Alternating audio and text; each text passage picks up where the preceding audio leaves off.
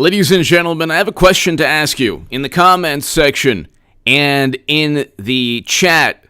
I have a question to ask you. What is the difference between Hollywood? What's the difference between Hollywood and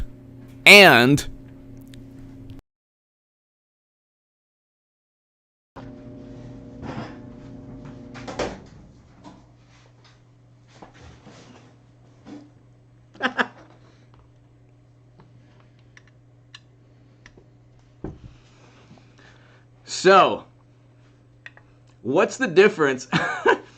What's the difference between Hollywood? What's the difference between Hollywood, ladies and gentlemen, and politics? Give me your thoughts below. What is the primary difference? Eric, hello. To my super chat. I can't do this without you. So, your support is greatly, greatly appreciated. Give me your thoughts on the difference between Hollywood and politics. Okay? Give me the difference between Hollywood and politics. I want to know, what is the difference between a Hollywood production and CNN, MSNBC, The Washington Post, The New York Times? What is the difference?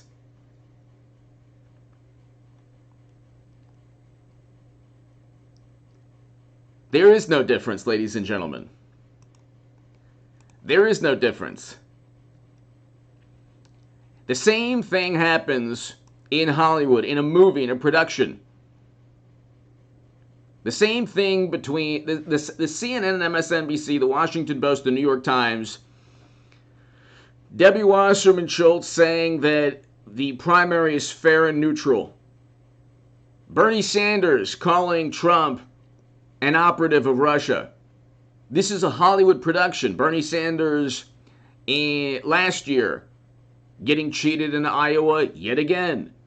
They want you to believe one thing. It's most of the time fiction. You think AOC was really crying because she really cared about a vote on a subject matter she stated when she first became Congresswoman she didn't know much about? Lisa Compton, thank you. Miracles are unfolding, my dear H.A. Goodman. God bless you. God bless you, Lisa Compton. Thank you so very, very much. Lisa, thank you so very much. Lisa, thank you so very much. Thank you for starting it off. To my super chat, I can't do this without you. Thank you. Eric and Luke, thank you so very much. There's no difference, ladies and gentlemen. My point is that today, for example, rising treasury yields hit tech stocks, oil at a 3-year high. The interest rates are eventually going to go up. The bond prices are going to tank.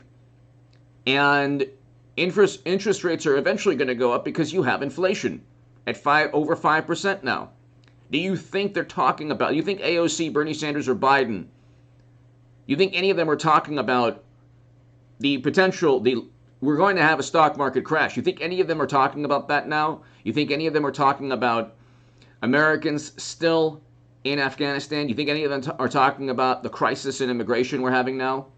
You think any of them are talking about serious issues taking place during Biden's presidency? My point is that this is a racket and a theatrical performance. So when they show outrage over Trump in Arizona, and they continue to say, well, he's saying that he won, and he didn't, and don't believe his lies. This is all theater. They did the same thing with Trump Russia. That's my point. They did the same exact thing with Trump Russia for 4 years. There's no difference between, there's very little difference between politics and a theatrical performance or Hollywood or a movie. There's no difference between these actors who are paid, to be in the latest Marvel movie where they're superheroes flying through the air doing, impossible things because of CGI graphics or the magic of movie making. You're talking about AOC, for example, claiming to want Medicare for all, but not pushing not even a vote for it. These people do not care. The whole thing is about emotion, okay? The whole thing is about evoking emotions. Half the country is going to believe that President Trump either got cheated like Bernie Sanders, or that because of pandemic-related protocols, a lot of, let's just say, addresses didn't correlate with votes, which all they had to do in Arizona was focus on that potential, according to Trump. All they had to do in Arizona was say, hey, look, because of pandemic-related protocols that never happened before, we have questions. Because the rebuttal that they're getting is, well, you don't know enough about elections. Yeah, but these pandemic-related protocols never took place in any prior election. There was never an election month. It was usually election night. And in the 2000, that was just one county within a state. It wasn't a whole bunch of states. So you could have simply said, like the rebuttal in Arizona is that, well, you know, it confirmed Biden's victory. We already knew that Biden's going to remain president until 2024. We already know this. The issue is half the country does not believe he's the most popular candidate of all time. Half the country doesn't believe that Trump was as unpopular or as disliked as one would have to be to lose after dominating that night. That's the issue, according to Trump. And it's so difficult for Democrats to understand in media. That's the issue. The issue is that they don't, Jared, hello. They don't, Mark, hello. They don't want to acknowledge a very simple point. When Trump declares victory in Arizona, and then there are 30 articles saying Trump lies, he's lying again, he's lying again. They don't understand that they've spent 4 or 5 years right now, since 2015, undermining the results and the integrity of, you know, whether or not a candidate is victorious. They have continually called Trump a Russian puppet. He was installed by Putin, by Russia. They have lionized and championed and, you know, put these intelligence operatives on a pedestal. You have extremely brilliant and intelligent, oftentimes atheists, who look at Trump with like he's the biggest liar who's ever existed. And these are the people who say, well, God doesn't exist because there's no evidence, but Trump worked with Russia because James Clapper and Comey and Strzok and McCabe and Brennan, all of these people were apolitical, and they provided enough evidence to investigate Trump and find that he never worked with Russia. But the entire charade was warranted. You have people who are so intelligent yet so gullible. If you look at Trump and say, well, you know what, he doesn't represent my values, you are confusing media's contempt, the contempt and disdain of media for Trump with who he is. If you think Biden is this empathetic, wonderful human being, then you're definitely being played and confusing the media narrative pertaining to Biden. Biden is being coddled and supported and propped up by media. Conversely, Trump is they've tried to tear him down, and still it's not working. Half the country is not going to believe half the country is not going to believe that Biden was the most popular candidate of all time. And half the country will believe that President Trump actually was victorious. Half the country will say that Trump is a Russian operative, that Facebook ads swung the election, and that it is an outrage that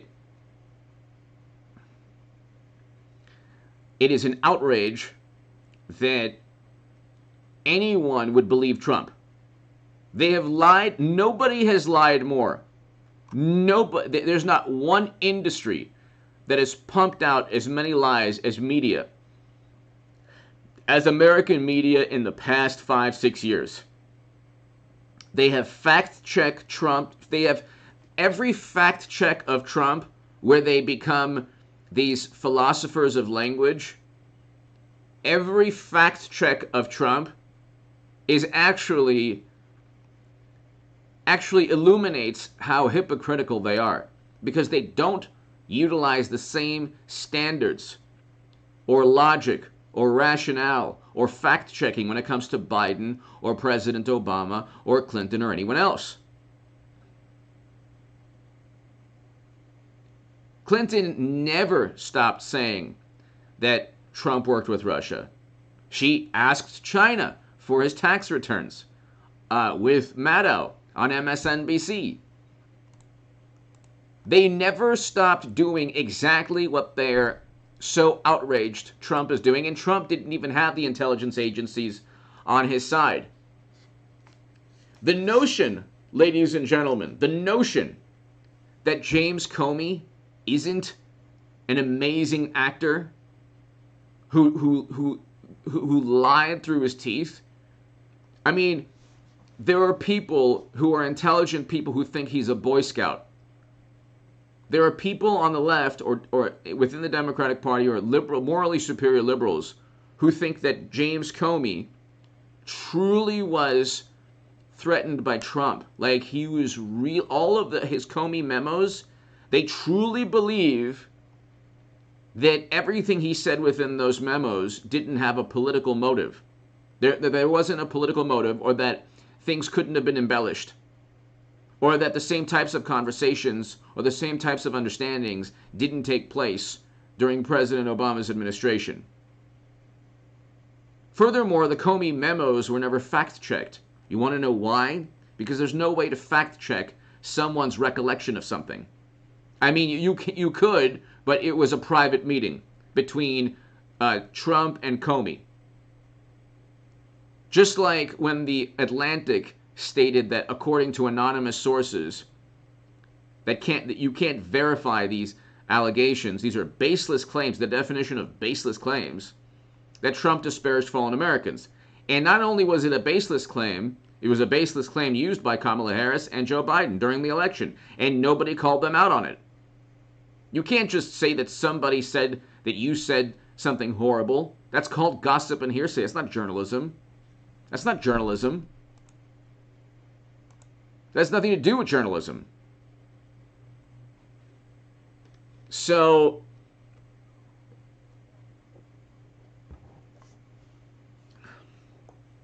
look, you have people, there are videos of morally superior liberals who follow every single conceivable protocol, passing bottles of champagne and drinking bottles of champagne and passing the bottles of champagne. Even before the global health catastrophe, that was somewhat risky, okay? To just do that with strangers, okay? You have people who, the Emmys, for example, all the Hollywood celebrities, they don't follow protocol. You have the mayor of San Francisco not following protocol. You have the governor of California not following protocol. You have the governor of Michigan not following protocol. You have Chris Cuomo not following protocol. You have all these people who don't follow protocol, the biggest hypocrites on the planet. But if you better believe, if Herman Cain loses his life, and God bless his soul and his family, They will gleefully say, "Oh, he wasn't doing this, and he lost his life." Yet they won't say the same thing when Nancy Pelosi is at the hair salon. These people are the biggest hypocrites on the planet. It's about emotion. It's a theatrical performance. One of the jobs, one of the goals of an actor is to make you feel certain emotions. This is the good thing about Trump. They say that he appeals to people's base emotions. He actually doesn't care what you think. He tells it like he believes it is, and he doesn't use focus groups, to his detriment, by the way. Trump is the one politician in American history, one of the few, but the only one I could think of that does not care about public sentiment on any issue. He doesn't care at all. Trump doesn't care what you think. He doesn't care whether you find his words offensive, and maybe he should just actually, I think, this time around, be a little bit more strategic. That's the only rational criticism of President Trump. That, it's one thing to take a sledgehammer and a bat and just bash a hornet's nest full of liberal indignation. That's okay generally, but sometimes you can overdo it. Because Democrats and morally superior liberals derive political momentum from his words. If you tone it down a tiny bit and be strategic, make sure not to be, too offensive, and yet still get your point across, that's actually a lot better. You don't have to be politically correct, but you can refrain from pushing the envelope. That's not a problem. But President Trump the reason he's so great is that he simply doesn't care. He simply doesn't care about what people think. So when he says he won, and that in Arizona they found anomalies and things that they couldn't explain. I'm not going to get into them. There are enough people talking about the anomalies and all of that. So the lie by omission from media is, the officials in Arizona say the reason that cyber ninjas and the Senate Republicans found these bizarre anomalies is because they don't really understand how these things work. Well, that's not a rational or logical rebuttal, especially since there were protocols implemented because of the global health catastrophe. Because these protocols were unprecedented. And in similar recounts, you've found very bizarre.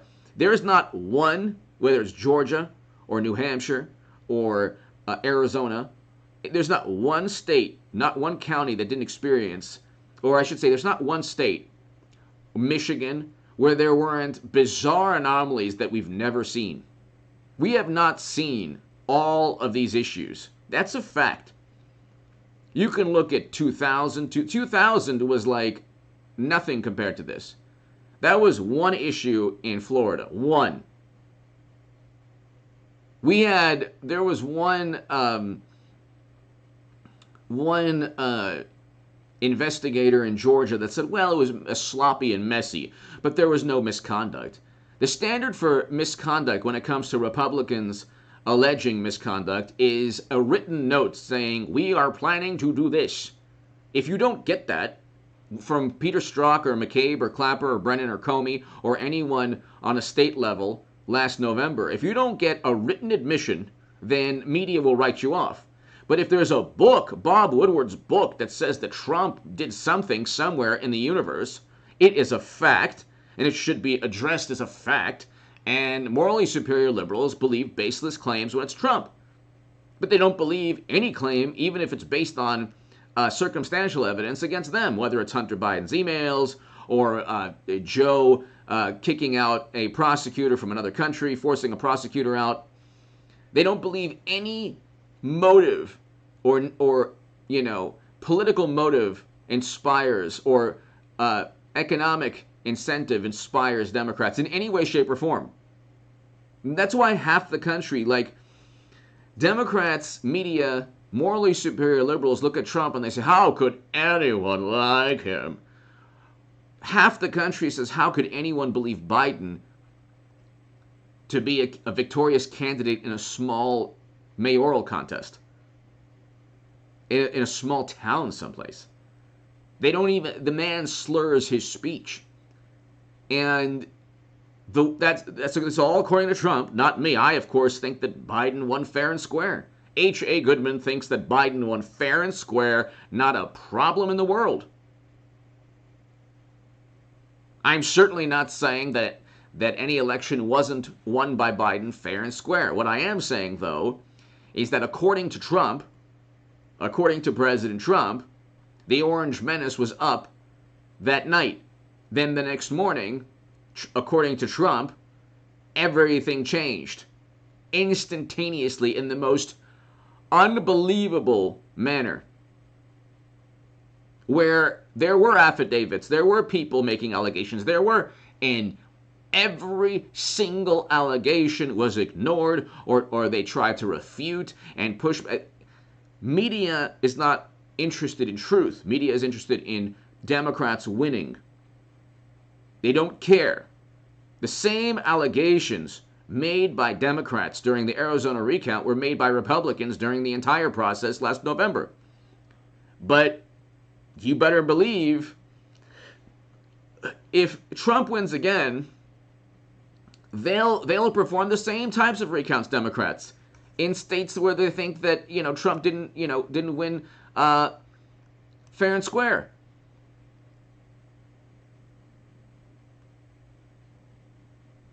So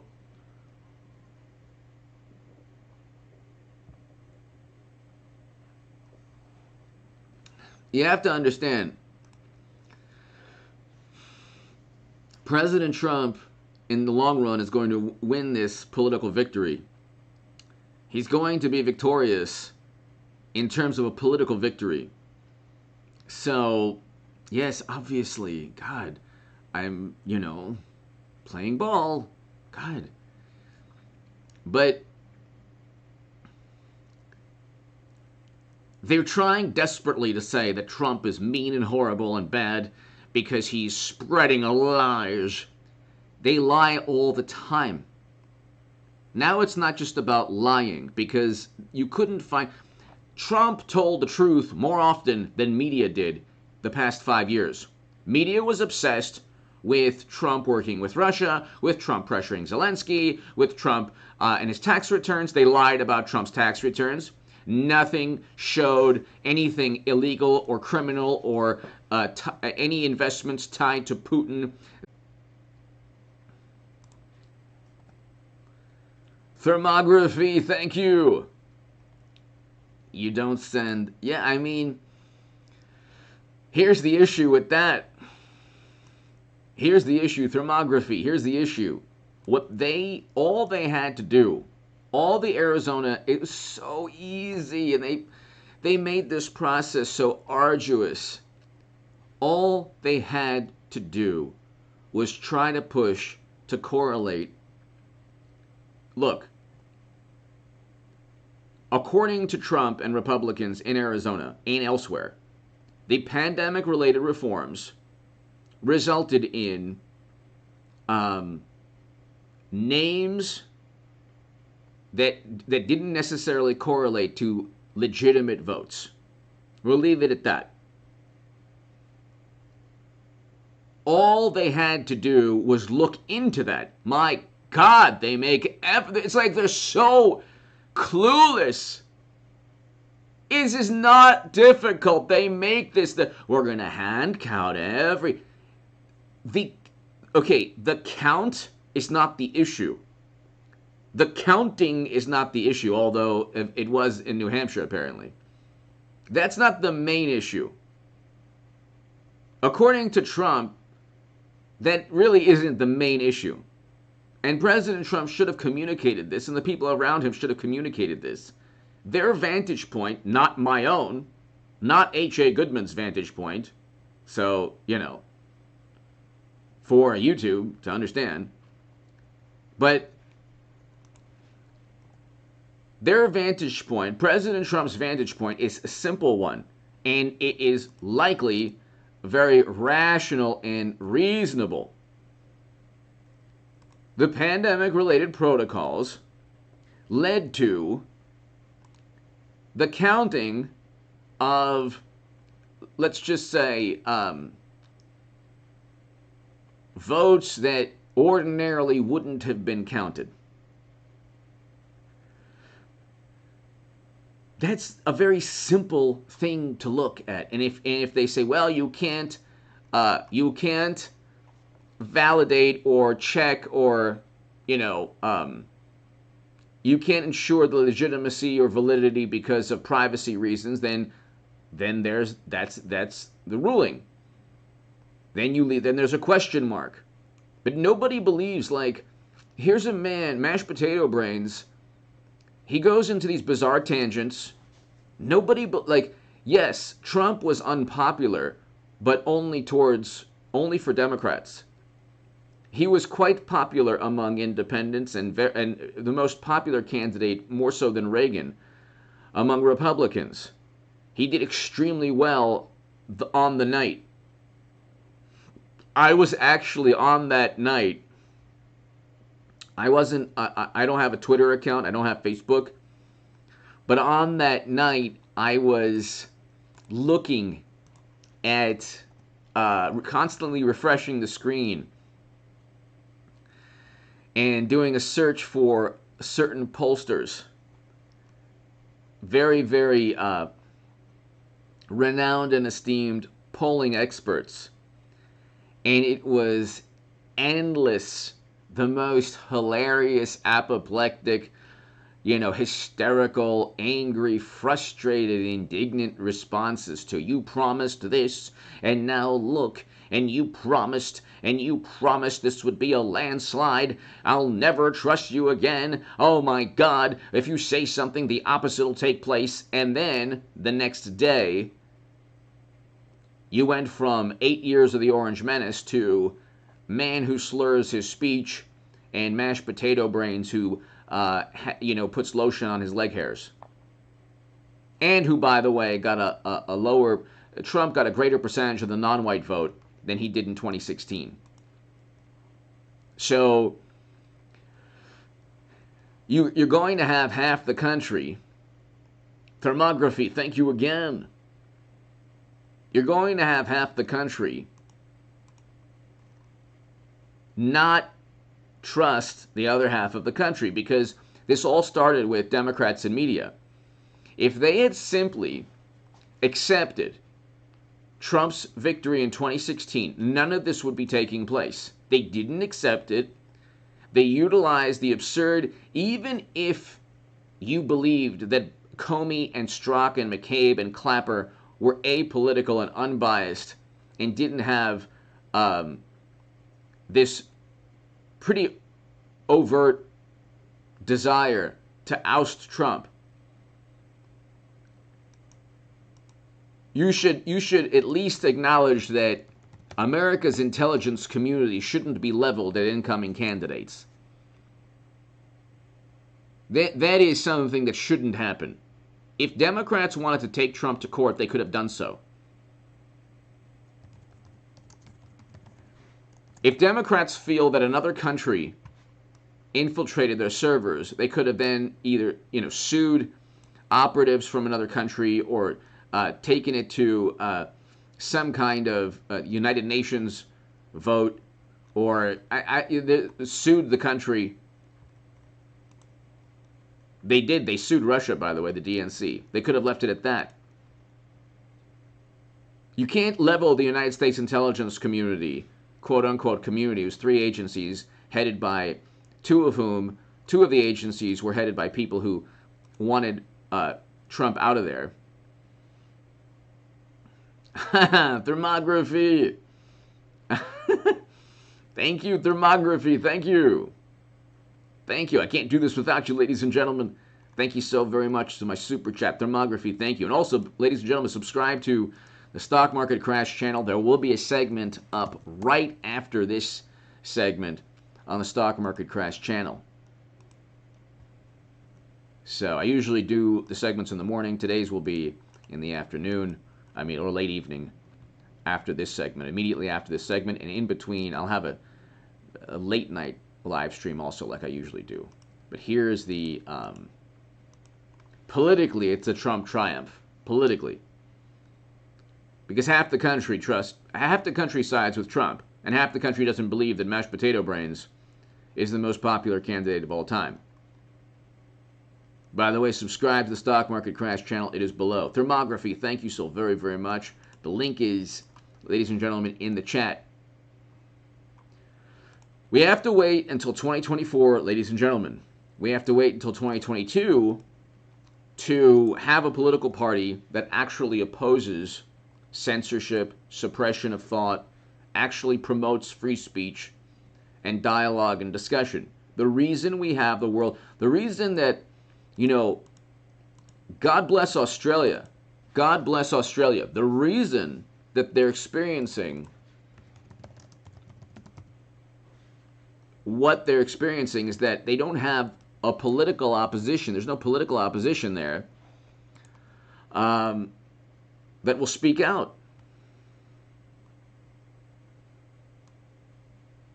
There's no political opposition influential enough to speak out against Scott Morrison. This is my humble take. Maybe I'm wrong. To my viewers in Australia, let me know if I'm wrong.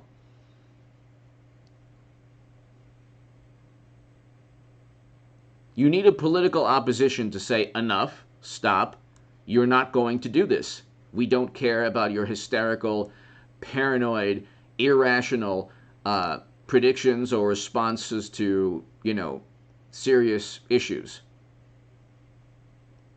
If there's no opposition to Scott Morrison, or if there's no true opposition to Joe Biden, if there's no true opposition to Nancy Pelosi, if there's no true opposition to media, then you get the world we live in. You need an opposition.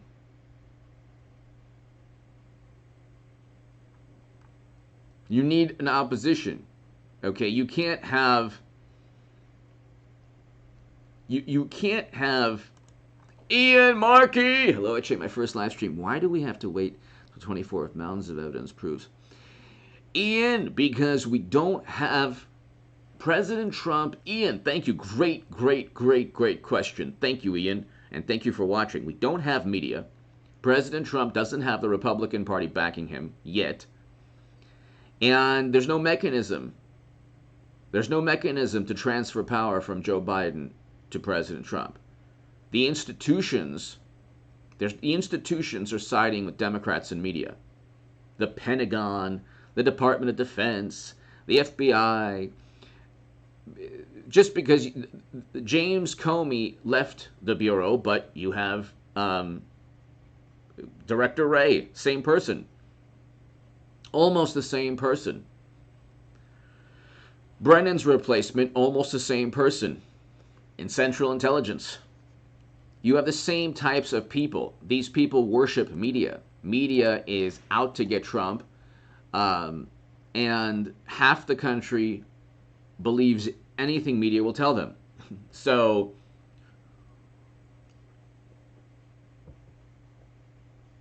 when CNN has a journalist in front of a building in flames and says that, well, it's mostly peaceful, fiery but peaceful, half the country does not see the irony or the satire or the hypocrisy associated with that.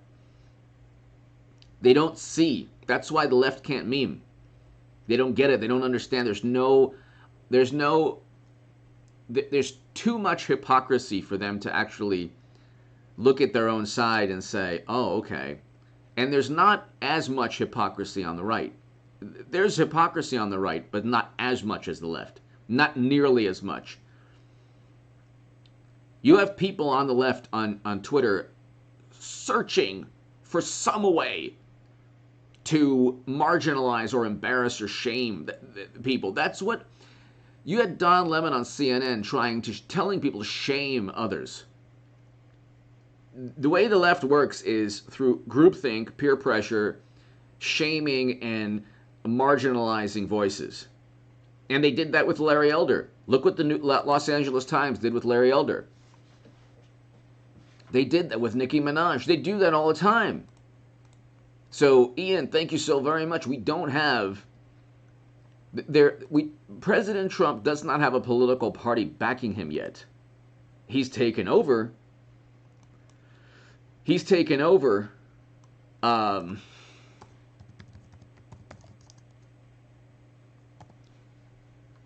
He's taken over the GOP. He's taken over the GOP, but not officially. That's the problem.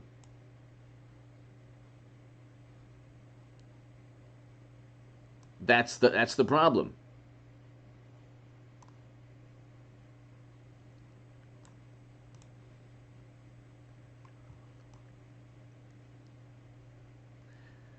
You have a situation where Democrats have media. They have absolute, they walk in lockstep. There's zero dissension. I mean, you'll have Manchin and Sinema, but that's not really like, when they claim that Trump worked with Russia, all of them do. And they have intel agencies and they have media, and it's all about he might have. We have high confidence, no evidence, but we're still going to investigate. Trump doesn't have that.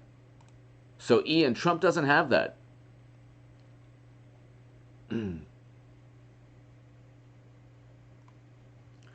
Paul, Paul Bartlett? Thank you so very much as always. You're always so wonderful. Paul, educate us. Who is the opposition? I know you're dealing with a different system than the United States of America. You have coalitions, and we don't really have coalitions at all. We have two opposing sides, and one doesn't oppose. But who is the opposition to Scott Morrison? Who would be the opposition, or somebody who could save Australia from this madness?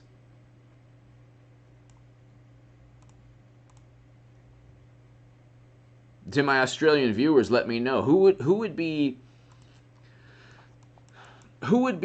the opposition that could form a coalition to save Australia.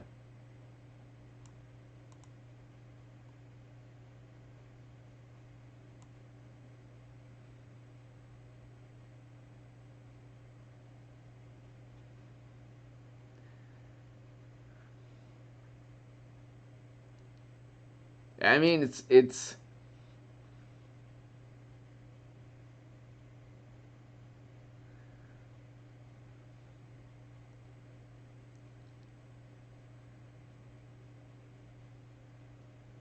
and it's like the conservatives or the liberals, and called the liberals. It's like,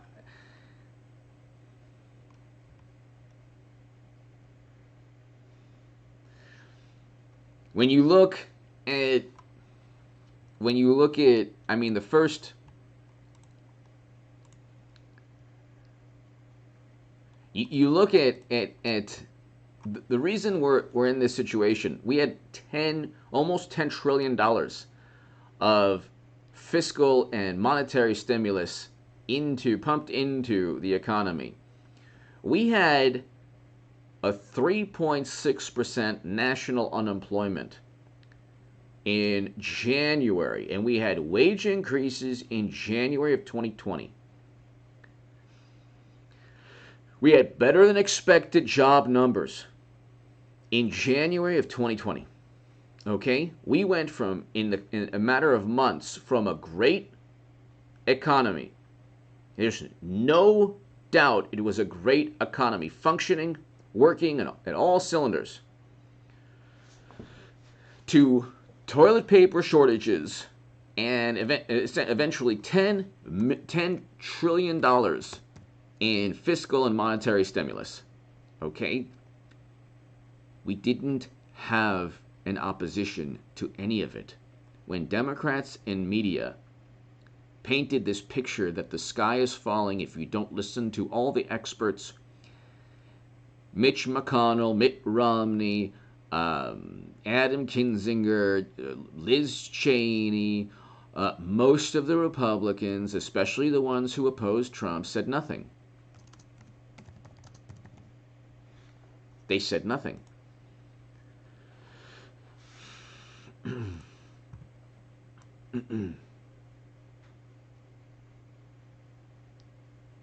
And they said nothing.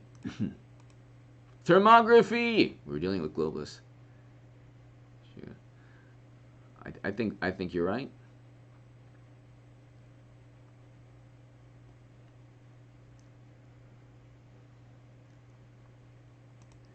Thermography, thank you. There's no opposition. Trump is basically a one-man show until 2022. That's the issue. He's a one-man show until 2022. There's no opposition to. The Democrats are not a political party.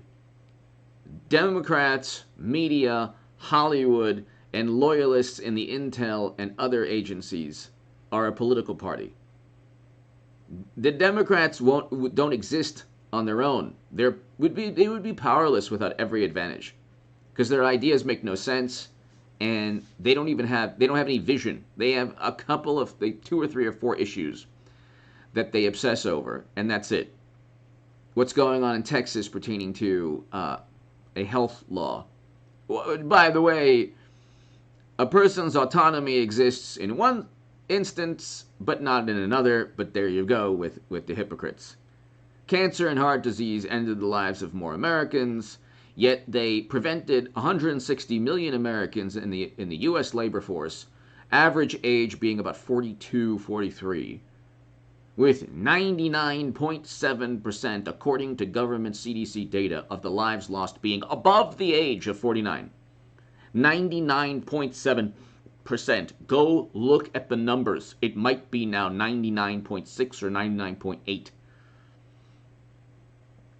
Almost everyone who's lost their lives in Australia and the US, according to government data, was either well past the age of 65, obese, or had diabetes and other issues, or numerous pre-existing conditions.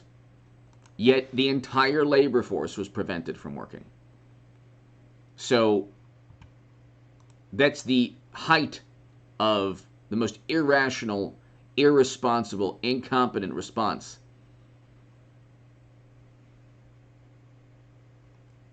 Okay, thank you, Angelo, thank you. Clive Palmer. You need opposition. That's why, like, in Australia, I don't really have a good grasp of the politics, but there needs to be an opposition to Scott Morrison. And, I mean, we saw what happened with Julian Assange. I mean, he was pretty much abandoned. So, and he should be free. But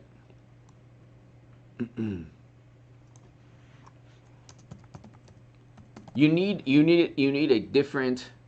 So Clive Palmer says he will sue. So this is a good. So Clive Palmer, that's good. Thank you, Angelo. Thank you.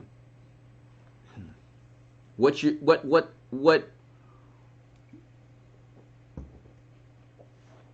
If you have media making people hysterical, and you have people in government who crave power, they're not going to stop.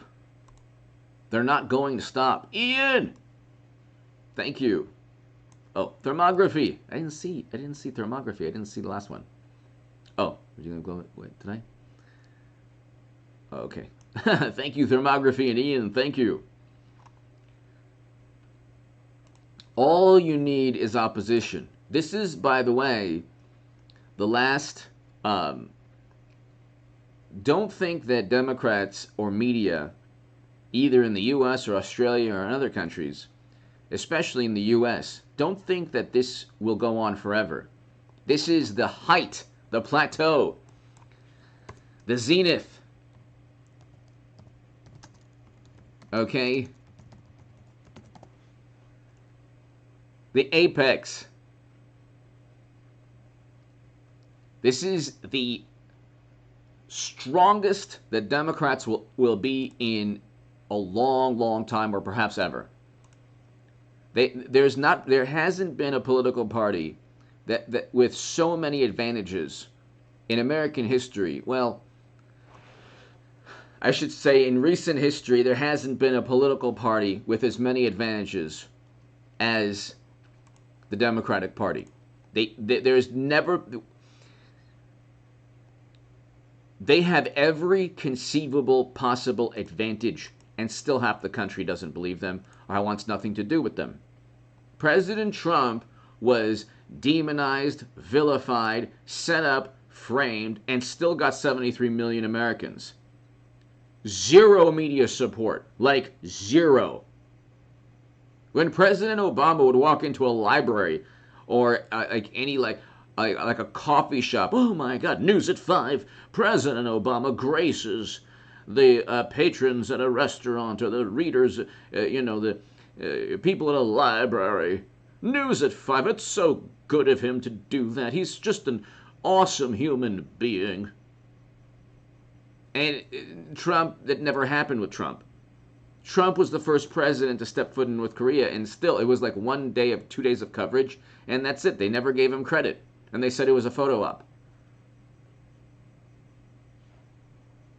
He never got any credit for anything. Every day it was gossip. The truth about them is less important to them than gossip and hearsay and conjecture and baseless claims against Trump. They don't have anything on Trump. It's all about emotion. That's why I said there's no difference between Hollywood and politics. This is about selling emotion. And the people like Jim Jordan, Devin Nunes, you look at what took place with Matt Gaetz, they're still investigating. What they do is they start investigations where they know they can't prove anything. They do that in Georgia with Trump. They start investigations, but it's the Democrat state senator in Arizona that actually gets arrested and charged with like 6, 7 felonies for the most despicable conduct and illegal crimes. But they don't talk about that. But they'll investigate the Florida Republican, they'll investigate Trump, they'll find nothing. They haven't charged or indicted, arrested Trump, but he flouts the rule of law. The rule of law states if you have evidence, you can charge the person. They even charge people without evidence all the time. So they don't have anything on Trump. They have nothing on the man. They have only accused him of crimes, said they use the word rule of law. They're the ones who ignore the crimes on their side. Hunter Biden alone, his emails, they could have utilized to take down. They'll eventually impeach, the Republicans will impeach Biden immediately, if not for the emails, but for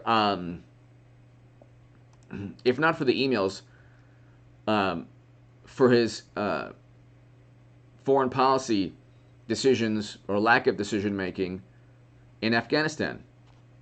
So 13 American lives were lost because of Joe Biden, directly because of Joe Biden.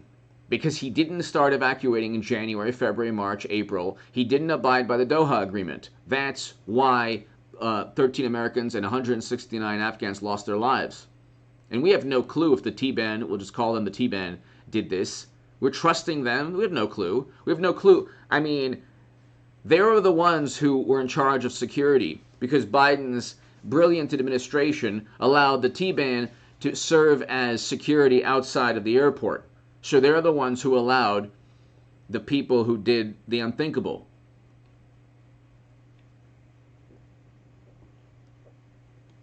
You had Americans and soldiers on the ground doing the impossible, evacuating 120,000 people.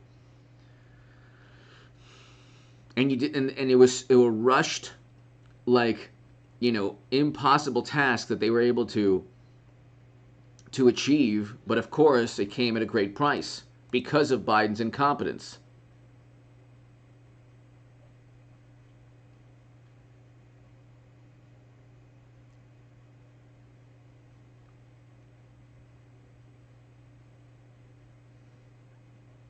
And so, like, you have a situation, ladies and gentlemen, where there's no, once there's an opposition, the world, like, society will run a lot better. There's no opposition. That's why we have all of these issues. There's no opposition. People, like, Republicans in general, are afraid of being called prejudice. So there's no true opposition to bizarre and illogical viewpoints. There's no true opposition politically. The country was, like I said, obsessed with Trump Russia for 4 years.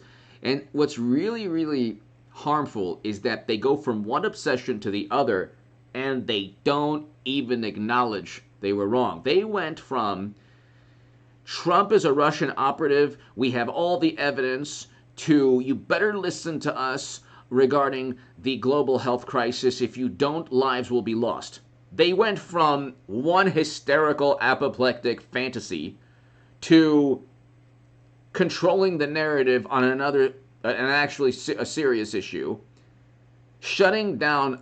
When the economy was shut down under Trump, that wasn't Trump. He couldn't tell governors what to do. Those were generally Democratic-run states, and media and the Democratic Party saying, and all the experts that sided with the Democratic Party who were blindsided by everything. Notice these authorities that you need to revere are always blindsided.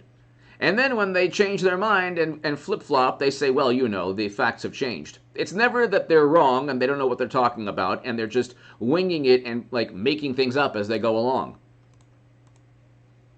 Thermography! Australia and America needs peaceful on a massive scale. Power in numbers is the only fix when voting system isn't true and nice. Thermography, yes, I agree with you to an extent, but half the country disagrees with us. I agree with you, but half the country, we've already seen. You had civil disobedience all throughout the summer, and then the second that a woman of color states an opinion that's vile to Jimmy Kimmel, the second that happens, Jimmy Kimmel then disparages the woman of color in Nicki Minaj. Who do you think benefited the most from last summer and the $2 billion in property damage? It was the wonderful, morally superior liberals in the Democratic Party who looked like Joe Biden. Those people benefited the most. That's why they look the other way. But that's why they don't look the other way with January. If you had left-leaning organizations in January doing the same thing, they'd never talk about it. You had $2 billion in property damage. You had 25 lives lost, according to Wikipedia, all throughout, like, the summer and before November. They said nothing.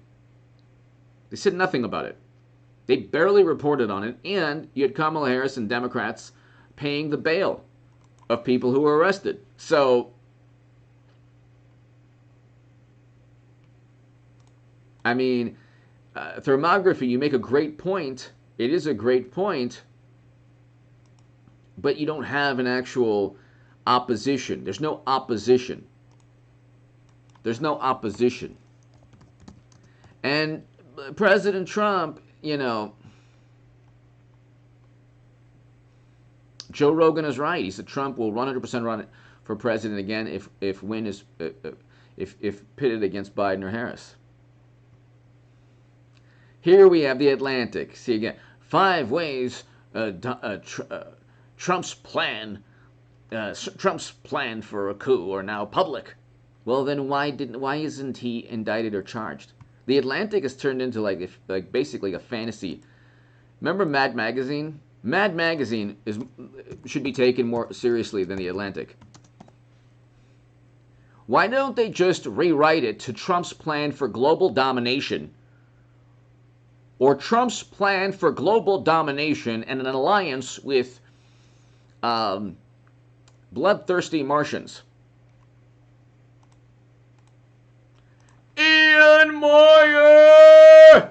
Ian, I can't thank you enough. Ian, thank you so very much. I just wrote the most inspirational message of all time, yet super chat will not let me send it. Let's see if this one goes through. Ian, your support is greatly appreciated. I cannot do this without you. And Ian, thank you so very much. Let me tell you, you know what? The message is inspirational to me, so I appreciate that. Ian. Thank you so very much. And thank you for the super thanks. My goodness. I appreciate your support, and it's so greatly. Thank you. Thank you so much, Ian. As always, I can't thank you enough. And your messages are awesome, so thank you so very much. Paul, remember Mad Magazine? Yeah. You remember Cracked Magazine? Who remembers? Ian, do you remember Cracked Magazine? That's something maybe Hunter Biden would be the editor of, but it was actually a different...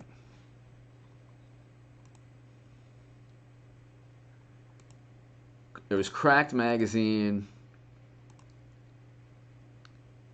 Cracked Magazine was great. Mad Magazine was great. Then there was another magazine. Forgot the name of it, but it was fantastic. Where was that? Okay, I forgot what the name of it was. Oh my god. It was like a more mature version of Cracked and Mad Magazine. Forgot what it was. Ian, thank you as always. Thermography. I understand the numbers are with us. The media is like Wizard of Oz, making their side look bigger. Just behind the curtain, look at the polls. No, I agree with you that the numbers favor. I think there were more people who have our viewpoint on a lot of things. But there needs to be, I think, a political opposition. Hi, Caroline, that's right. What, me worry? Exactly. Ian Moyer, thank you. Thermography, thank you. Ha ha! Some beach, hello.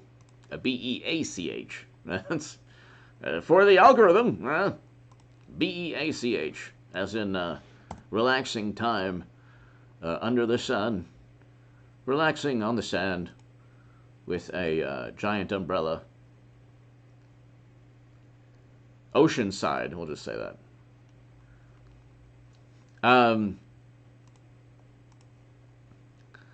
Mad Magazine, Cracked Magazine, but there was also one. What was it? Oh, what was it?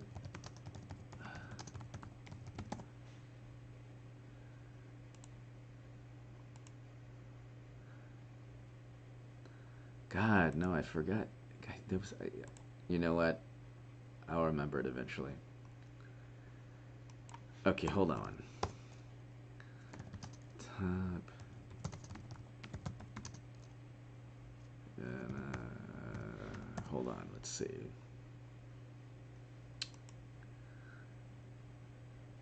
Lord.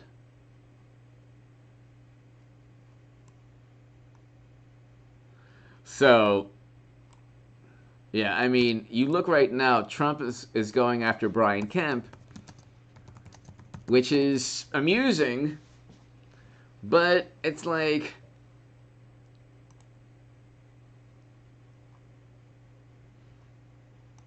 I love Herschel Walker. Can I tell you how much I love Herschel Walker? Love Herschel Walker. This will be, we will see another resurgence of President Trump and Trump Republicans. Okay?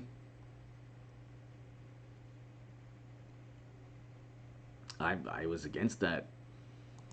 I was always against from day one message boards that I think almost certainly Democrats started, but I was always against message boards.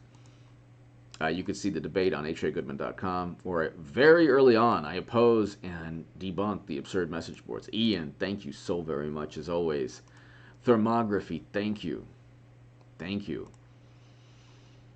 But I mean, it's actually pretty, the one good thing about Trump, the great thing about Trump is that you know where he stands on everything. You never knew where Clinton stood on anything. You never know if mashed potato brains is standing or able to stand. God bless him. Trump suggests Stacey Abrams might make a better governor than Kemp at rally. The Jolt pro-Trump ticket won't endorse Governor Brian Kemp either.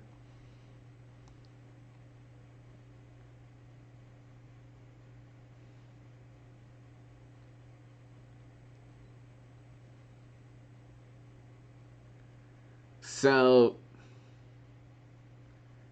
I have no clue. Politically, I don't understand Republicans in places like in states like Georgia or Arizona. I just don't get it. The only incentive they have, even like when Democrats are told that Trump worked with Russia, most Democrats didn't believe it. You think they believed Trump was a Russian operative? They didn't care. They just went along with it.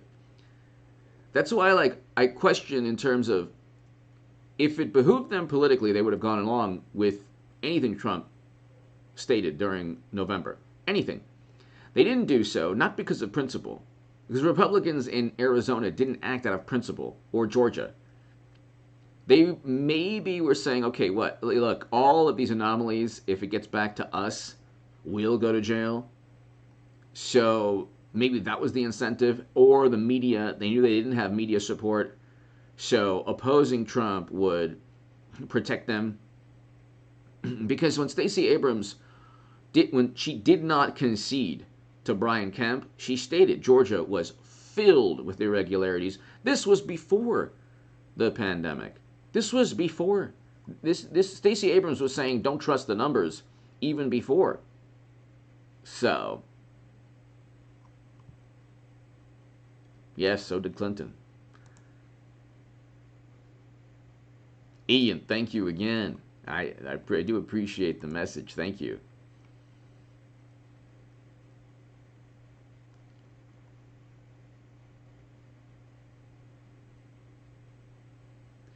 But I mean, you have this, it's the same thing. And I think in a way,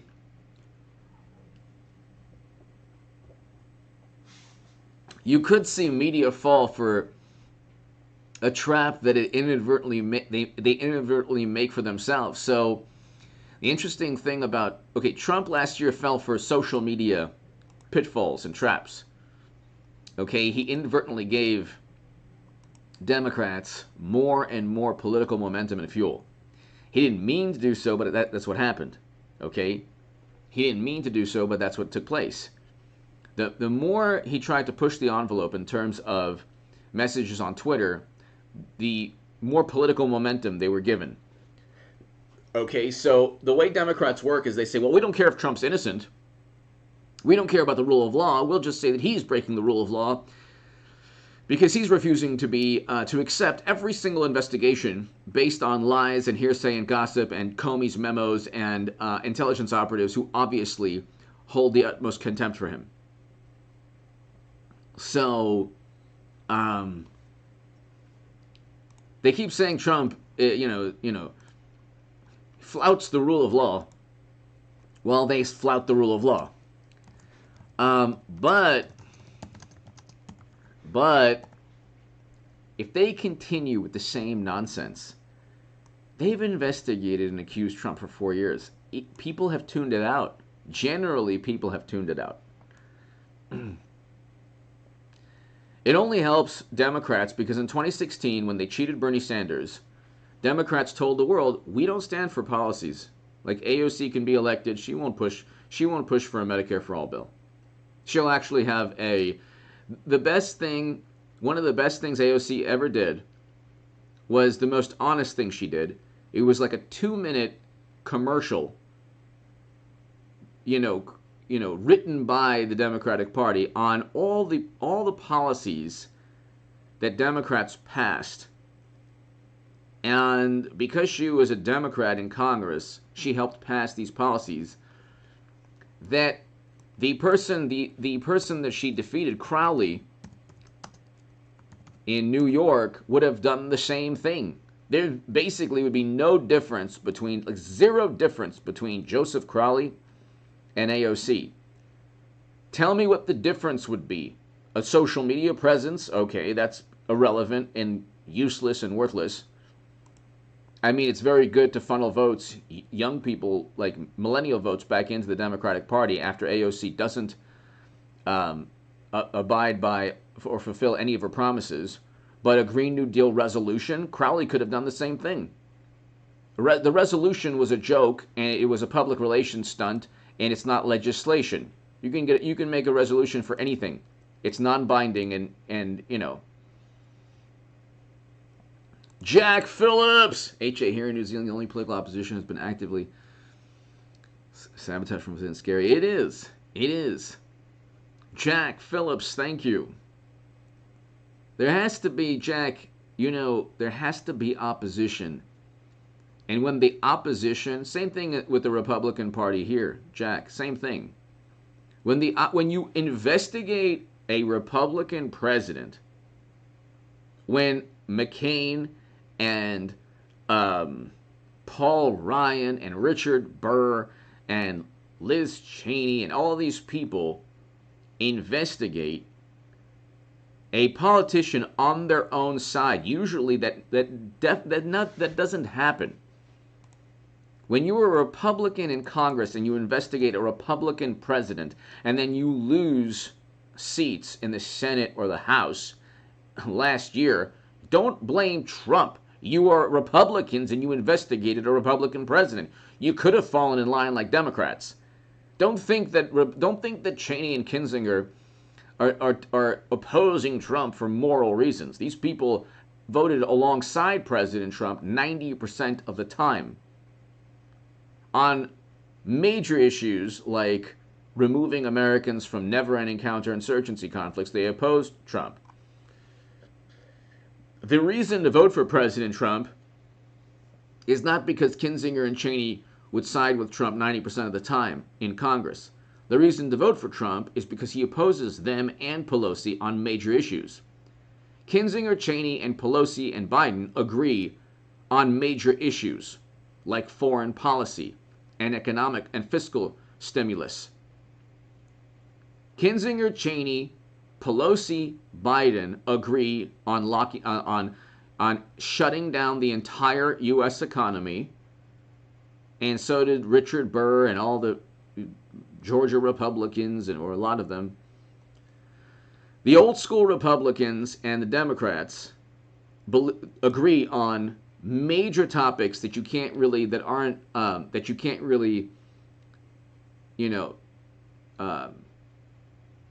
see within a congressional vote. There's no congressional vote for taking Dr. Fauci to task. Or there's no congressional vote for voicing opposition to shutting down the entire American economy.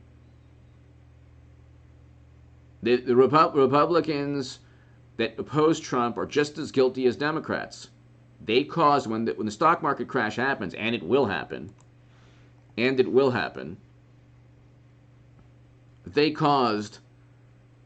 just as much to blame as Biden and Andrew Cuomo, the Emmy award-winning Andrew Cuomo, and CNN and MSNBC. We had $10 trillion pumped into an economy after the economy was functioning. When the U.S. labor force, the average age is 42 years old, and there's 160 million Americans who are prevented from working. And according to government data, they were not the primary demographic affected by you-know-what. But there was no opposition. And the hysteria is easily refuted through numbers. But, France and Italy and the UK are doing it, so we have to do it too. Well, Sweden wasn't, and they had a much better outcome than anyone else. Jack, thank you again. Ian, as always, thank you, Ian. Thank you. David, hello. Hi, Caroline, hello. So, I mean, if you don't have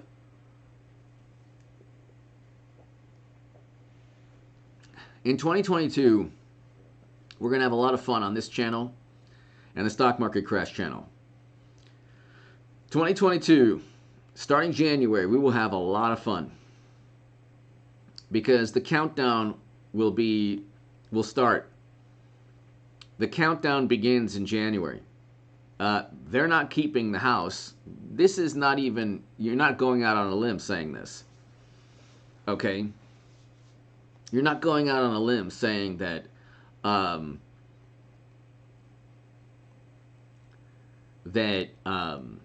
Republicans are going to take the House. They will take the House. Hopefully they take the Senate also.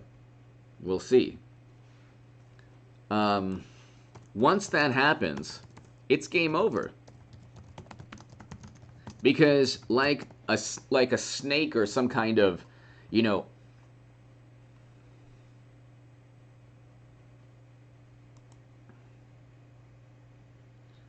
the midterms could give the Senate a "Make America Great Again" makeover. If you have the House and the Senate during Biden's mashed potato presidency, it's going to be a fun time. It's going to be a fun time, ladies and gentlemen. A very fun time. Think about that. Think about that for a second. Think about how different 2022 will be. You'll have investigations. And these investigations, I mean, it's pretty easy. It's pretty easy, ladies and gentlemen, to look at. It's really not difficult. Really, really not difficult to look at investigating or impeaching Joe Biden on a number of things. Mainly his son's emails, which implicate him, and his atrocious handling in Afghanistan. Not difficult. It's not difficult. Not hard to do. It's not difficult. It's not hard to do.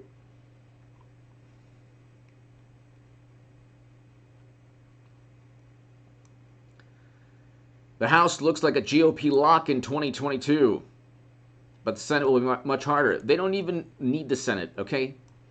You have the House, impeachment starts in the House, it's game over. And then you'll see media, how dare you impeach Biden? Such a good, wholesome man, empathetic. I mean, when he was talking about his lotion on his leg hairs. I mean, didn't you feel a sense of warmth? Why would you impeach him? Hunter is such a good person. He's now a director, a Hollywood director. You know, he was an artiste before. He's now a Hollywood director. And my goodness, have you seen his films? They're pretty awesome, actually. Oh, why would you impeach them? I mean, we don't even know that the emails could have been doctored. Yeah, and the Steele dossier was literally fabricated. Nothing in it was authentic. Nothing. It wasn't like when they purchased. See, they don't get the conflicts of interest. That doesn't exist for them. So when Clinton and the DNC purchased the Steele dossier, there's no conflicts of interest there. When Trump's direct political rival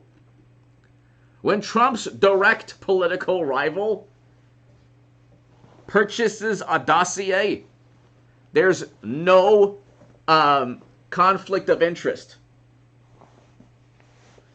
There's no reason to think that a dossier that was literally purchased by his direct political rival, as I struggle to get this going. What are the odds in Vegas that I do this before the 20 minutes are up? Okay, so when Trump has to deal with a dossier purchased by his direct political rival, that's okay. Sparky Ian. Ray belongs to the Atlanta Club, which controls state politics, including governor. Sparky. Well, there you go. Same Sparky thing. You know what? Every state has. That's why Sparky, yeah. That's why Mr. McConnell belongs to the. I belong to the Kentucky Bluegrass Club. Uh, the first McConnell started it in 1878. That's why my stranglehold on Kentucky politics is a vice grip that nobody can withstand.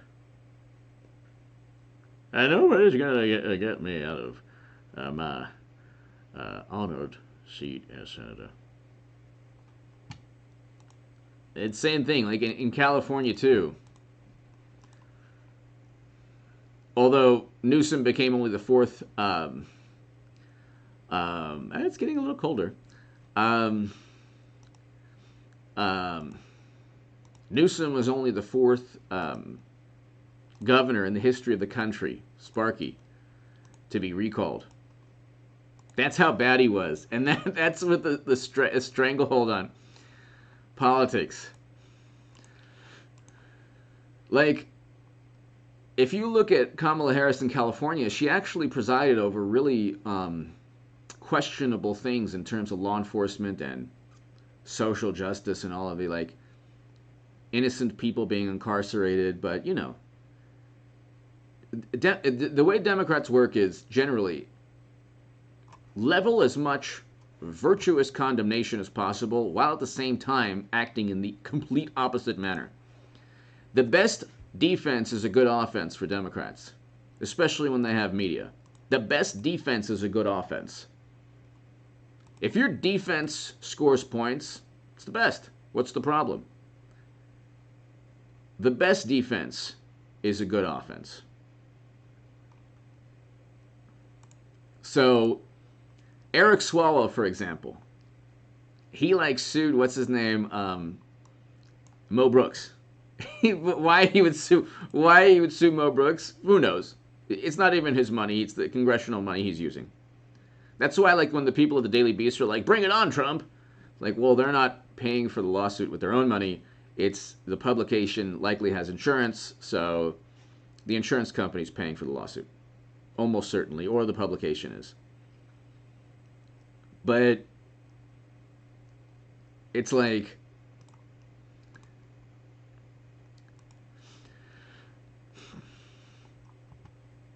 you have a situation where, just getting back to,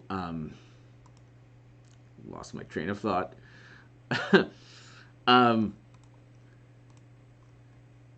You have people acting in a way where they think that they can say anything and do anything and they'll be protected by media. And it's not the case. This is a fleeting moment in time, ladies and gentlemen. The future is bright in terms of President Trump saving this country from yet another catastrophe, but we will have, unfortunately, a stock market crash. So I will either begin tonight or the next installment of the Stock Market Crash channel series tomorrow morning, most likely. Almost certainly tomorrow morning, maybe tonight. But we will have, unfortunately, a stock market crash. It's so absurd, it's almost by design. I'm not saying it is. You have almost $10 trillion. Over $5 trillion. Almost over $5 trillion. Gnarly, thank you.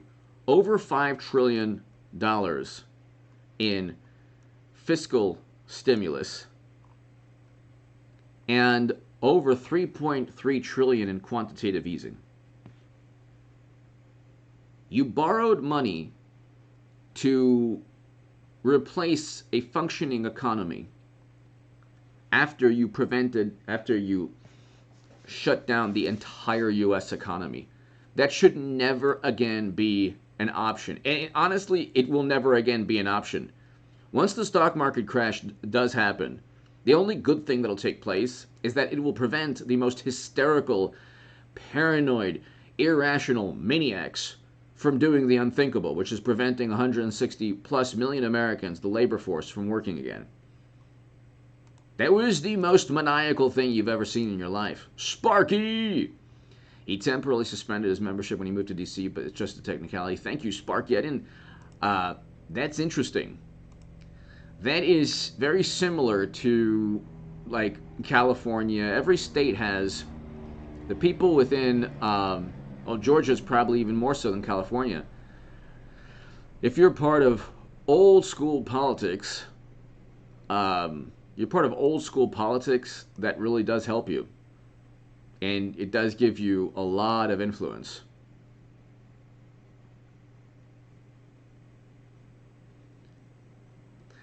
Ian, hello. I just read that. Actually, the best, Ian, is one of my friends. The best story, well, I can't really say it, but it's similar. Ian, awesome. Sparky, that's true. That type of political, like the DNC said, Sparky, they can go ahead and pick, during the DNC lawsuit, fraud lawsuit, they could go ahead and pick politicians in the primaries in smoke-filled back rooms, and it wouldn't be an issue. Roger Rabbit! We are on the edge of transitioning. I would say it is all, I love you, Roger Rabbit, I love you. And you are so kind and awesome. But anything you hear, I don't even know, sounds like a restaurant. That sounds like a Middle Eastern restaurant. Don't believe any of that stuff, because it's almost always written by Democrats. I'm telling you. You have an intern, you have like Dianne Feinstein or Nancy Pelosi's intern or Chuck Schumer's intern or like, a Democrat at Central Intelligence writing these things. Oh, shlama lama ding dong. It's happening. Oh, they'll believe anything, the Trumpers. Yeah, just write it, whatever. What are you doing tonight? Oh, we're going out for sushi. Hold on, let me finish this. Trust the plan, Jeff Sessions, whatever. What are you writing? Oh, I have to finish this. Yeah, we have to do this before we overthrow other countries' governments. Yeah, let me just finish this. You work too hard. You have to go out. I know, but I get a pay raise. Central Intelligence gives a pay raise if we can keep writing these messages on the message board. Okay, almost done. I trust the plan. Ding dong. Armadillo will come and save you. Trump. LMNOP. Somebody went to the bathroom in the snow, and you could see LMNOP, and then, yeah. Don't believe anything! Don't believe any of that stuff. I'm telling you, I love you. You're so kind and awesome. And the message you send, I'm telling you, don't believe any of it. I'm telling you this because I care about you, and I don't believe any of this stuff. Protect yourself from this nonsense because you're too intelligent and awesome and wonderful. Thank you, Roger Rabbit. Thank you. Joe Boxer! Good night, Mr. Brewing. Just trust the boxer. By the way, keep up the good work. Joe Boxer, thank you. I think the Durham probe, 8 equals money. It's one of those clubs where, Sparky. Gotcha. I mean, there were like, the country clubs that you're, there are certain groups that,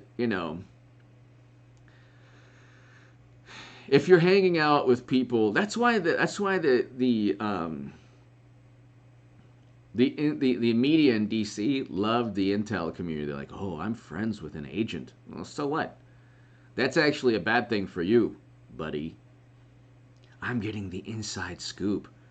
Do you think maybe they're trying to deceive you just so you will write a bunch of nonsense? What? Yeah. You really think the bureau agent is your friend? Just because you gave him tickets to the Nationals, you imbecile? You think maybe he's trying to use you to write an article in the Washington Post because he's setting up Trump? No, he likes me for me. That's why, like, if I'm ever at a bar and this gorgeous woman goes up to me and says, "Oh my God, you're H.A. Goodman. You used to write in the Huffington Post and Salon in the Hill and the Cleveland Plain Dealer and the Roanoke Times, and you have a YouTube channel of 184,000 subs, and you started the stock market crash channel." I would say, "Russian operative!" And you're not going to get me, Russian operative. Or I'd say, "Democratic operative." Because I'm not going to be, like, I know. That never happens. So they convince themselves into, like, thinking that, like, oh yeah, we have the scoop. We have the scoop. Yeah. Yeah. We're friends with the bureau agent. You are? Wow. You're so special. You're just like Woodward and Bernstein in the 70s. Joe Boxer! Pay raise. What pay raise? None of this.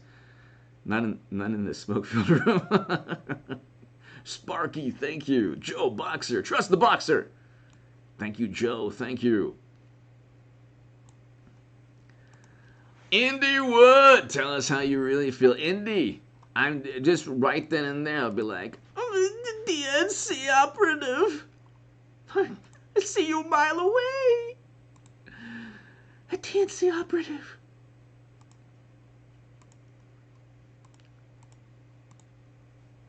Indy Wood, thank you.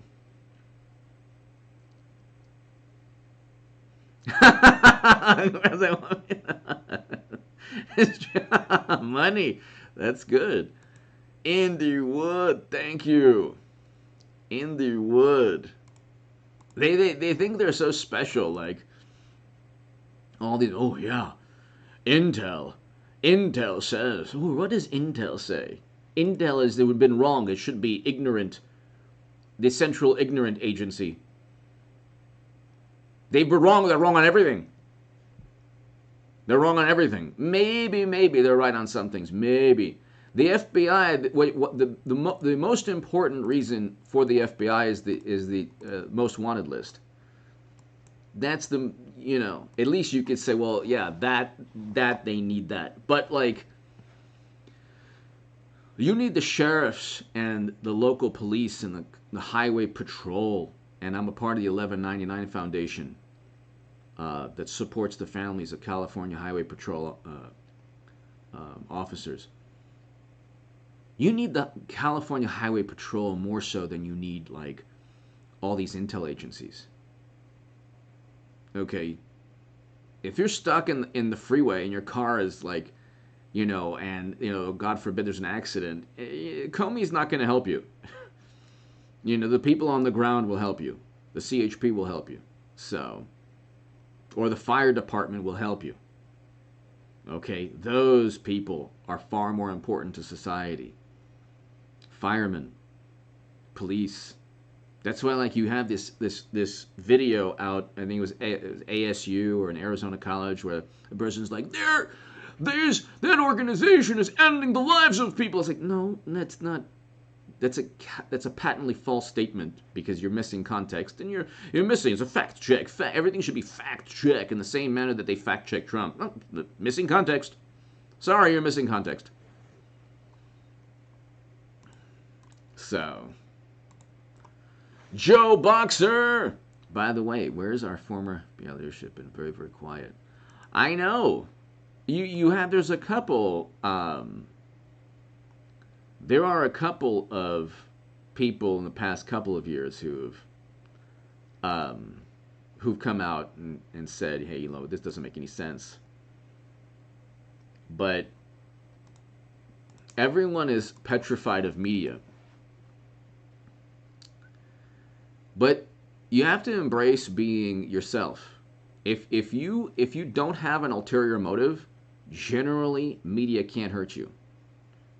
If you don't have an ulterior motive, if you have an ulterior motive, then, like you see these, I don't even want to like bring up the names, but like you'll see these,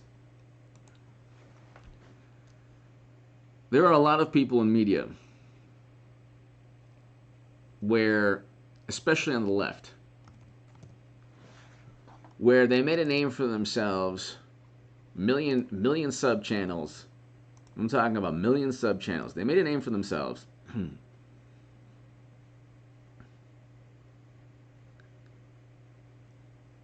by trying to be these like courageous left-leaning voices. And they're totally now seen for what they are. They're totally now seen for what they are, which is vote blue no matter who. The great thing about, like, for example, the great thing about Jimmy Dore is that he doesn't have an ulterior motive. Everyone who has disparaged him has an ulterior motive. The motive that generally, that people have when they disparage or go after Jimmy Dore is vote blue no matter who. And if you are, if you are preventing people from voting Democrat, whether you're left or right, you're a big problem. Or if you're preventing people from voting Democrat, that's why you can look at all the people at the former network that he used to work with. You can look at that. Those, like, the biggest grifters are the ones who yell grifter most. Those are the biggest grifters, okay? You're not a grifter if you're actually going up against the mainstream narrative. If you're parroting the mainstream narrative on everything, if you are not different at all from CNN or MSNBC, or barely different, and at the end of the day you say vote blue no matter who, you're the grifter. God.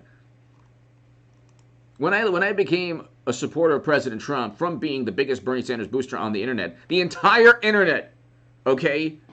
It was the biggest Bernie booster on the internet at that point, and the internet was pretty big in 2016, okay? Then it became fashionable. Then even the people who, when it became fashionable, like, oh my God, he's not fighting.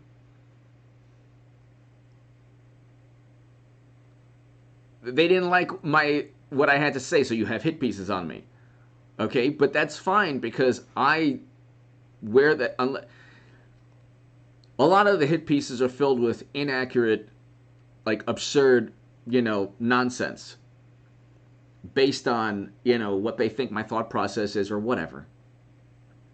Okay, but the hit pieces were, oh, silence him because his viewpoints resonate, because millions of people agree.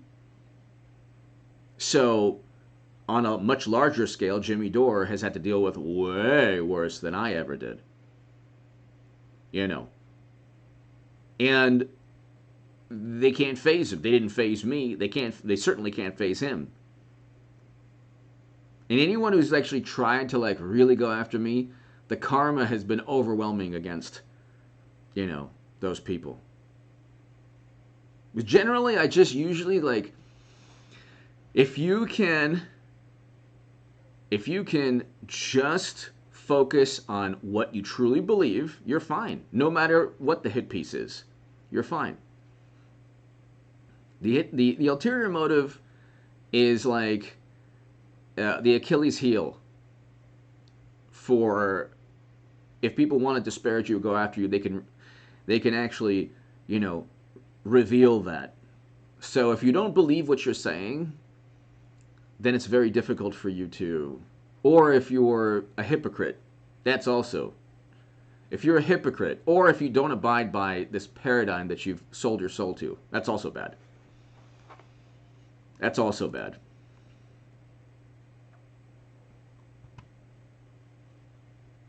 But I mean, you see it like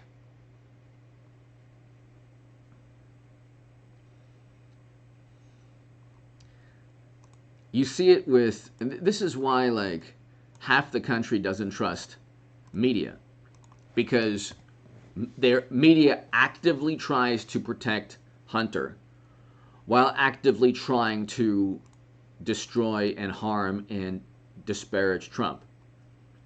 So I just for the life of me, you have really intelligent, like, I don't want to I don't want to point out names because you know why, there's no reason to, but you have these brilliant like atheists and these brilliant you know, conservative scholars or you know polemicists, and they're actually pretty good here and there, and they push back against the you know, cancel type of culture and all that stuff, and but they're out there. But you know, you have the conservatives who are like, you know, I don't, either the you know Democrats and the left, but you know Trump is just too much for me to swallow, and it's like how these people don't aren't able to understand that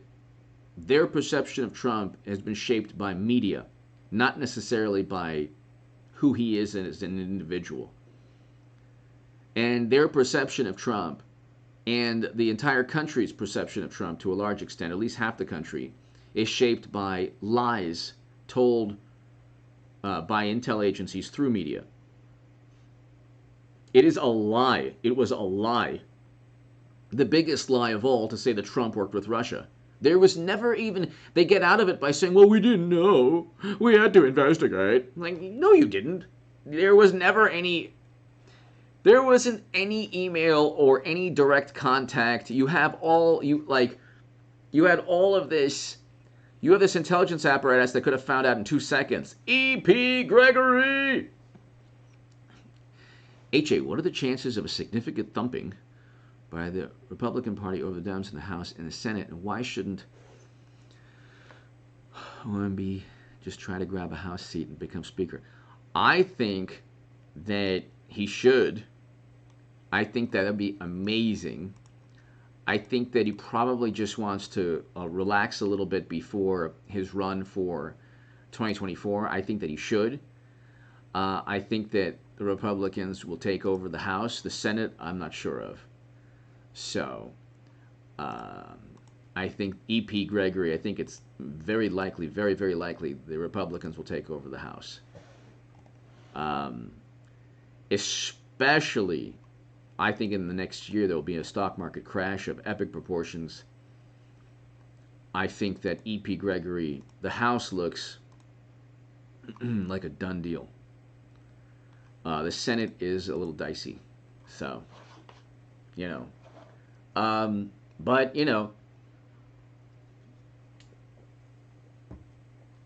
E.P. Gregory, to the dismay of media and Democrats, Trump is like the Obi-Wan Kenobi of politics.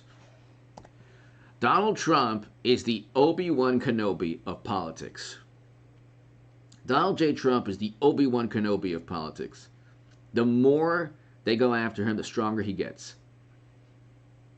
If he just remembers to kind of just not be too offensive, because it does send a wrong message to sometimes the wrong people, and that's not good.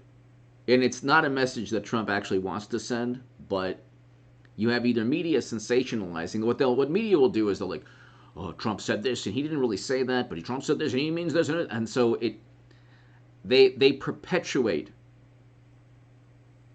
the negative mess. They publicize a negative message that Trump didn't necessarily want publicized or didn't necessarily try to convey. And then they say, oh, look at these bad people believing what Trump is saying. It's like, well, it was media that kept, like, Trump never said, take a shot of Drano. He never said that. In jest, Drano, he never said anything like that, ever. He never said you should. He never. And then they use the word suggested. He didn't even really suggest. He didn't even really suggest. These are all. You either need to take a philosophy of language course to understand how media manipulates, or if you just have any common sense, you don't even need the philosophy of language course. You could just be like, oh, okay, well, that obviously is a lie by omission, and obviously you're exaggerating, and obviously, you're doing this and that. So, E.P. Gregory, thank you. I think that, it's going to be, I think that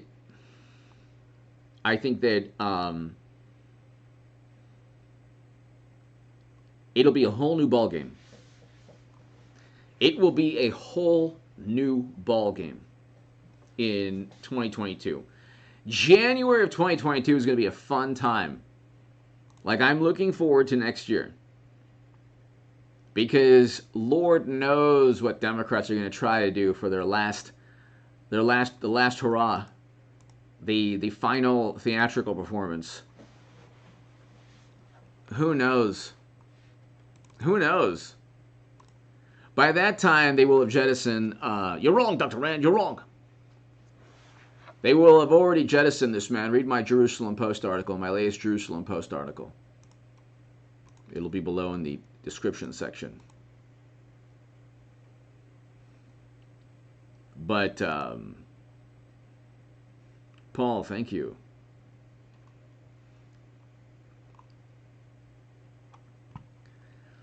But yeah, I mean, you look now, let's see.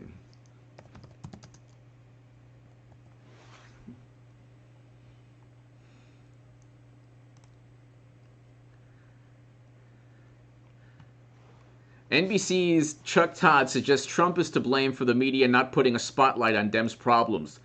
No, the media is to blame because the media obsesses over Trump and covers for Democrats. This is obvious. Trump is to blame for him being in opposition to the Democratic Party that we obsess over. It's Trump who's to blame for being such an opposition to Democrats that media have to protect the Democratic Party and go after Trump and blame him and accuse him of everything under the sun and read Bob Woodward's book. Why is Bob Woodward's book viewed as the Bible or like an actual compilation of factual material or material linked to reality or fact? Who cares what Bob Woodward says or writes or what his sources say? You can't prove any of it. Clinton Cash is also a book that you could, begin investigations and obsess over. There are lots of books written about Joe and Hillary and Hunter. Like if you brought up an allegation from a book, they'd say, "Where's the evidence?" But if it's a book on Trump, it's gospel. So they're hypocrites. Sparky! You don't need to be a congressman to be speaker. Exactly. Exactly. Exactly. But Chuck Todd, Chuck Todd, he should be best known for an interview he did a month before the Comey memos that were completely fabricated by Comey. Chuck Todd, Director Clapper, if there was evidence, would you let us know? There's no direct evidence of Trump ever working with Russia. But are you saying there's no evidence or none that you have that you can show us? There's no evidence at all that we have that Trump worked with Russia. But if you had the evidence, would you let us know? If you ask me again, I'm going to turn this table over and physically do something. I just want to ask again. I've never seen anyone in media that you could look at and say, okay, how on earth did this person get the how on earth is this man? What is it? Meet the press? How on earth? How on earth? An NBC News political director. This Chuck Todd is one of the reasons nobody trusts media, because everyone knows he's in the tank for the Democratic Party. Everyone knows this. There's no difference between Chuck Todd and Jimmy Kimmel and Stephen Colbert and Dorsey at Twitter. They're all there to suppress the Hunter Biden story and poke fun or disparage Republicans and Trump. And like I said, there's no opposition.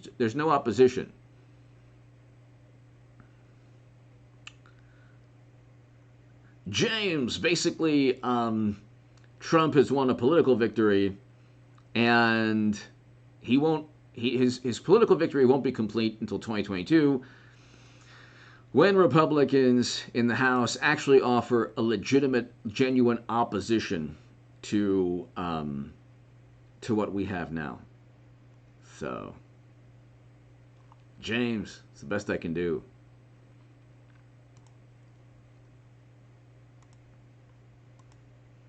Oh, Paul, that was James Clapper. Did I say Comey? Yeah, this is James Clapper. Well, we don't have any evidence of Trump Russia. But they investigated anyway.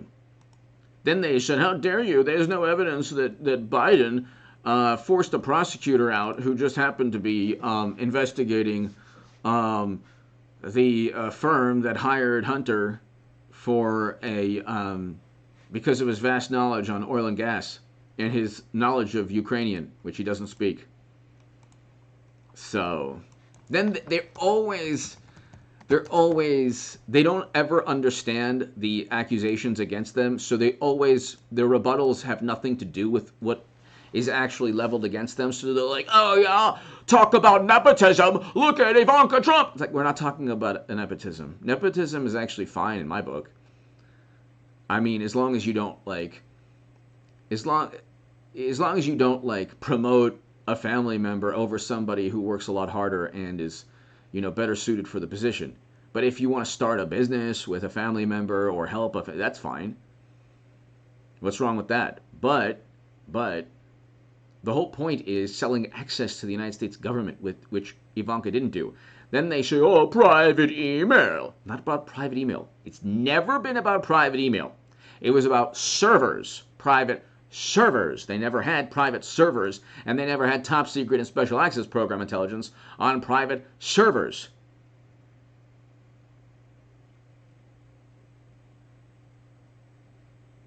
And so that's the issue, private servers.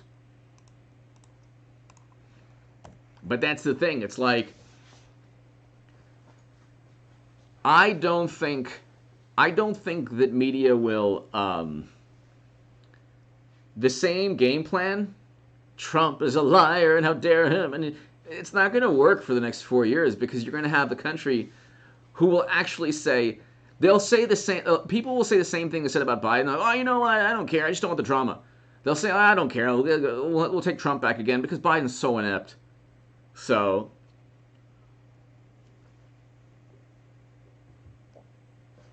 and if Trump just relaxes a little bit, eases, just don't put the pedal to the metal all the time. There's no need for that all the time.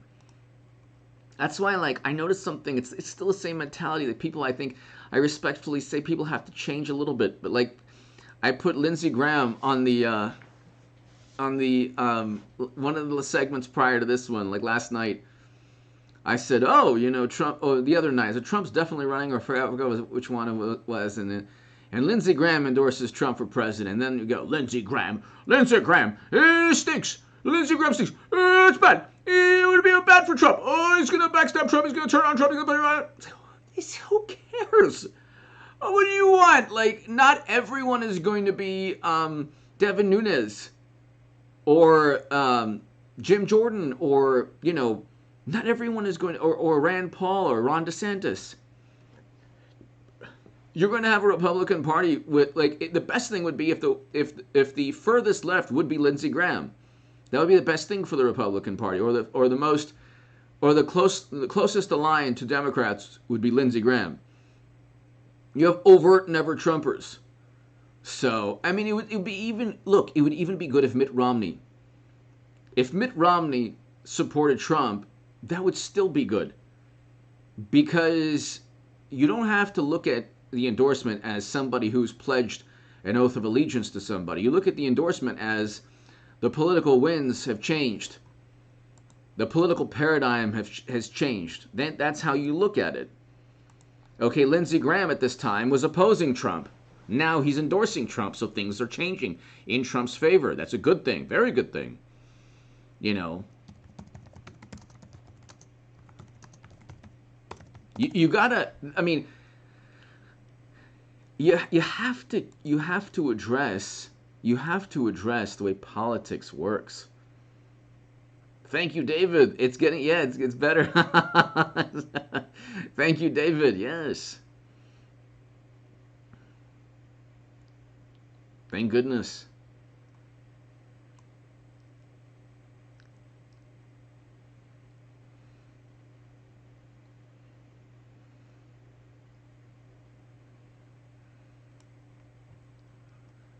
So,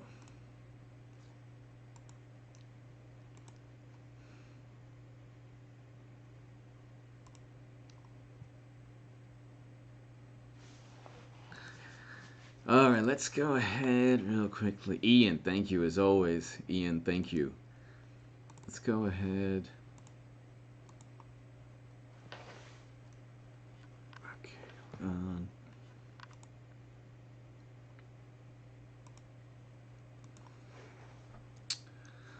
okay, let's see here.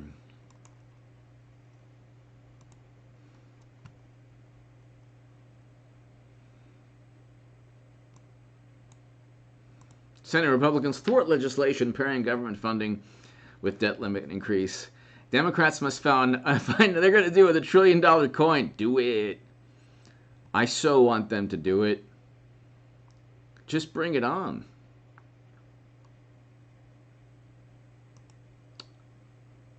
Oh, this is terrible.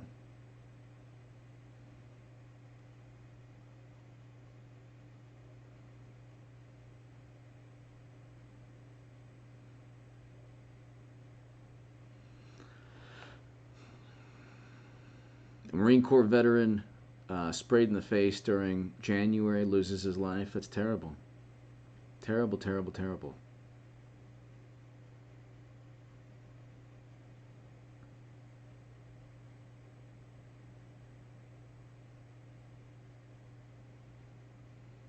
Terrible.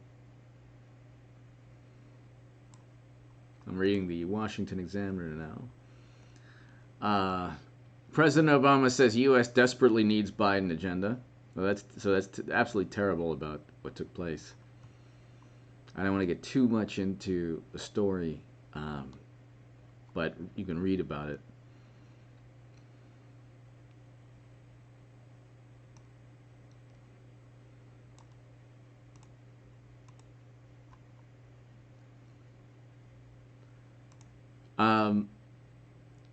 President Obama lost his third term. Clinton, people chose Trump, so.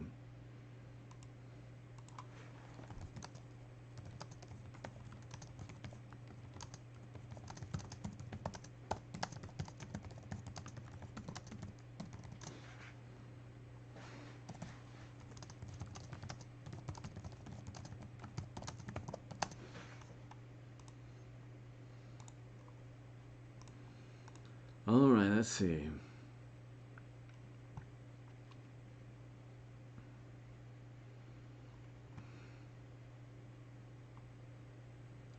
Crypto trading hamsters, scampers past professional. A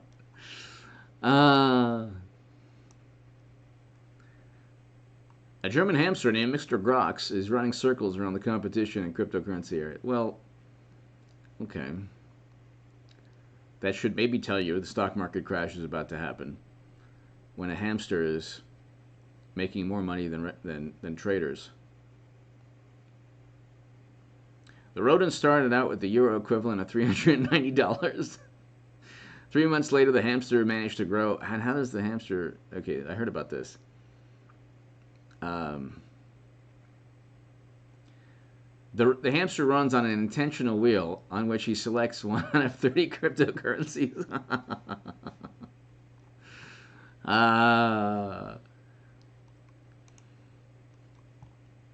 This crash is going to be monumental, unfortunately. Save your money, as I ask for Super Chat. Save your money. Every month, people. Every single month. Every single month. Ladies and Sparky! Trump could accept support but never trust them. Exactly. Exactly.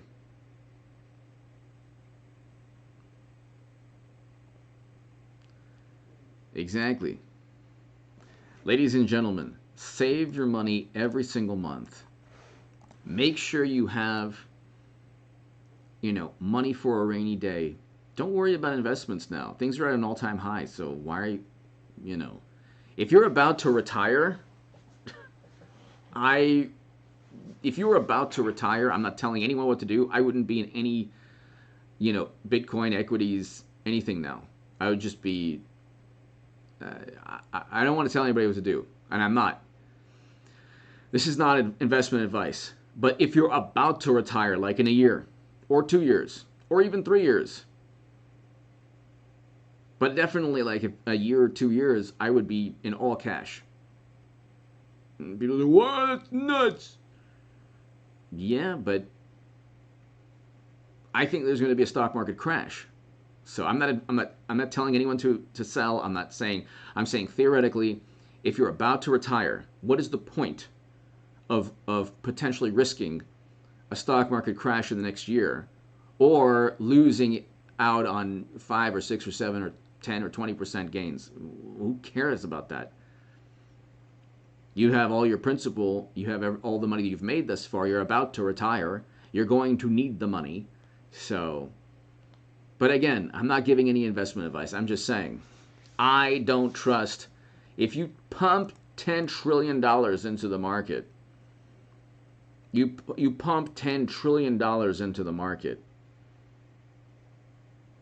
Thank you, Aunt Caroline. Thank you. And Eric, I agree. I mean, if you are fortunate enough to have a little garden where you can plant food and vegetables, that's great. I mean, if you know how to grow fruits and vegetables, that's fantastic. I mean, that's fantastic. I mean, that's definitely a talent and a skill, Gardening is definitely like, Eric, what kind of fruits and vegetables do you grow?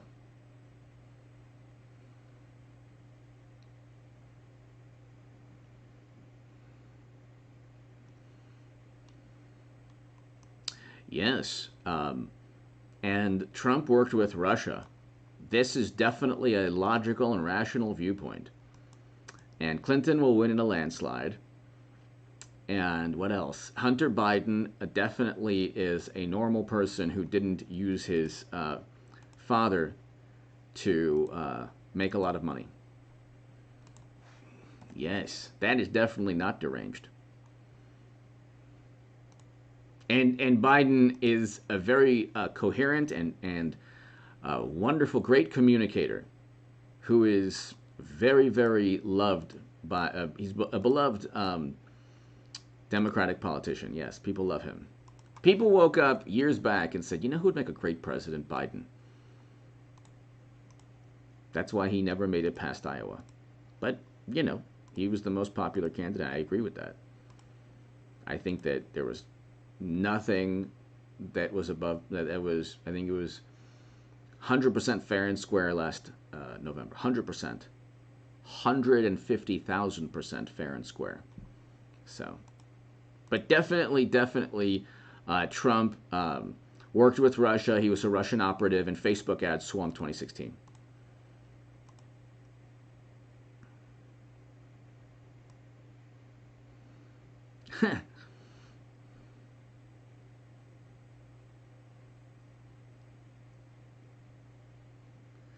Ladies and gentlemen, I think that I will call it the first live stream.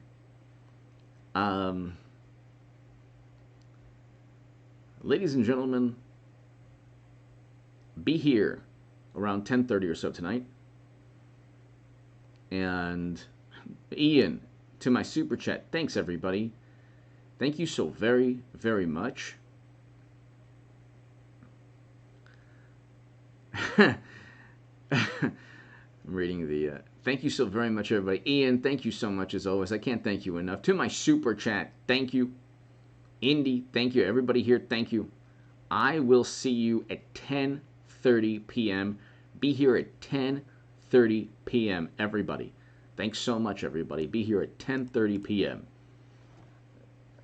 10:30 p.m. Subscribe also to the Stock Market Crash channel. And be here at 10:30 p.m. for the next live stream. Thanks, everybody.